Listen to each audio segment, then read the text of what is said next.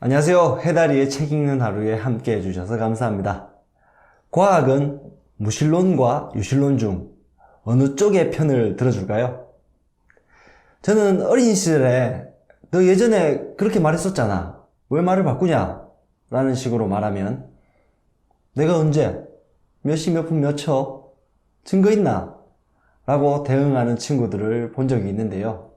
저는 황당하면서도 증명할 수 없다는 사실에 분통이 터졌었죠. 누군가 완고한 회의주의적 자세를 취한다면 과거의 사실을 완벽하게 증명할 방법은 없습니다. 안타깝지만 사실 엄정한 증거란 논리와 수학이라는 영역에만 존재하고 과학의 영역에서 반박이 절대로 불가능한 압도적인 증거란 존재하지 않죠. 그렇다고 과학 이론들이 제대로 된 증거가 없다는 뜻은 아닙니다. 과학이 우리가 기대하는 만큼의 완벽한 증거를 댈 수는 없어도 타당하다고 믿을 만한 충분한 이유를 댈 수는 있습니다. 미국 철학자인 찰스 퍼스는 과학자들이 최선의 설명이라고 할 만한 과학 이론을 만들어내는 과정을 일컬어서 가축법이라고 했는데요. 도킨스와 같은 신무신론자들이 적극적으로 지지하는 바로 그 다윈의 종의 기원이 이 가축법의 가장 모범적인 예 중에 하나입니다. 인류의 기원, 생물체의 기원은 뭘까? 라는 질문에 다윈은 여러 관찰 사실들을 근거로 진화론이 인류의 기원을 가장 설득력 있게 설명하는 이론이라고 생각했습니다. 하지만 스스로 자신의 이론을 증명할 수 없다는 사실 또한 알고 있었죠. 오늘날 진화론이 발전했고 여러 추가적인 증거가 많이 있다.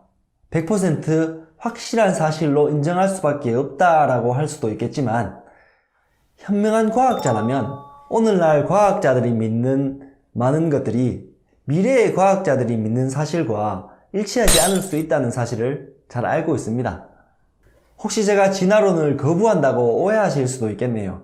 하지만 맹목적으로 신봉하지 않을 뿐 저는 충분히 설득력 있는 최선의 설명 중에 하나로 진화론을 받아들이고 있습니다. 물론 생명이나 우주가 저절로 생겼다는 자연 발생설과는 또 다른 문제죠.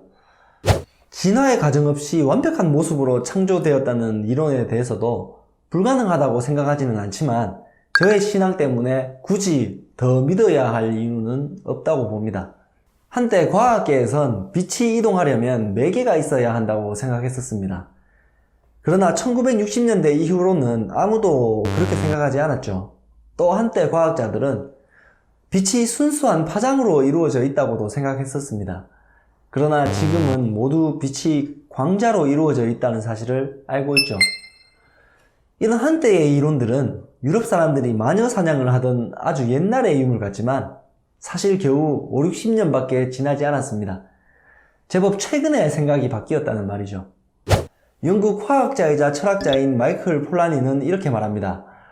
자연과학자는 나중에 거짓으로 드러날 것을 알면서도 무언가를 믿어야 하는 사람들이다. 그러나 현재 믿는 것 중에 무엇이 거짓으로 판명될지는 알 수 없다.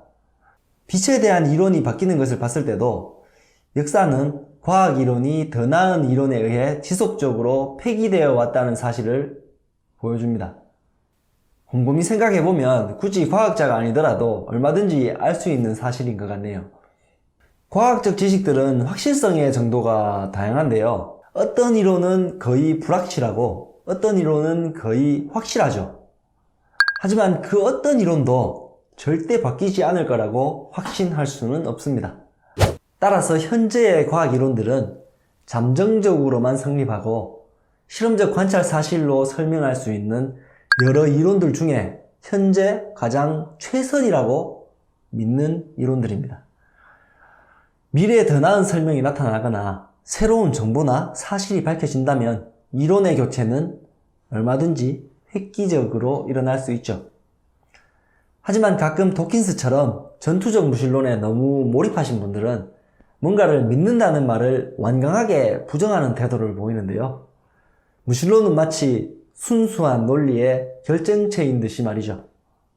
제가 가장 최선의 설명이라고 믿는 거라는 말에 심기가 불편할 수 있지만 믿음은 우리가 어쩔 수 없는 삶의 일부분일 뿐이고 과학도 이러한 신앙에 기초하고 있습니다. 우주의 시작이 있다는 사실이 밝혀지기 전, 빅뱅이 사실로 받아들여지기 전에는 우주는 원래부터 존재했다라는 생각이 있었습니다. 무신론적 이론 중에 하나였죠. 기독교인들은 하나님이 세상을 만들었으니까 당연히 시작이 있다고 말했었습니다. 빅뱅이 점차 사실로 밝혀지고 지금은 우주의 시작이 있다는 게 정설로 받아들여지고 있는데요.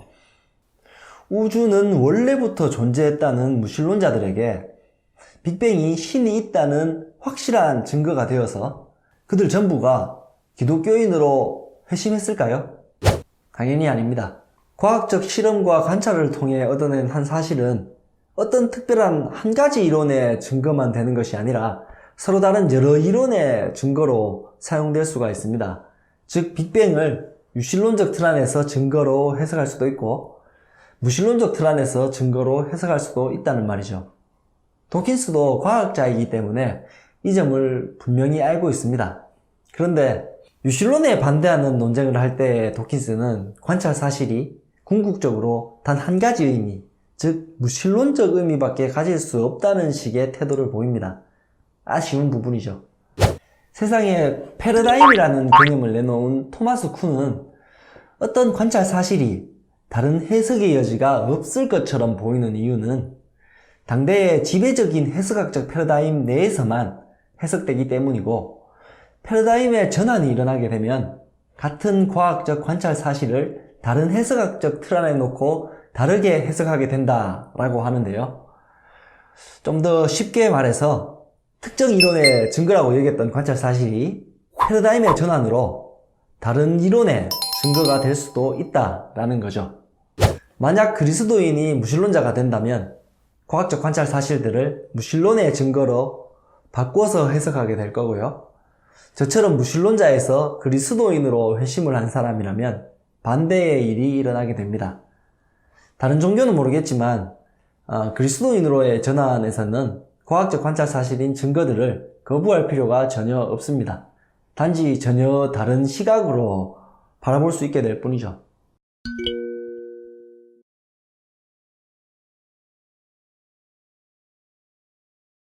과학의 한계에 대해 알 필요가 있을 것 같아서 조금 나눠봤는데요. 정리하자면 과학은 명명백백한 증명의 학문이 아니다.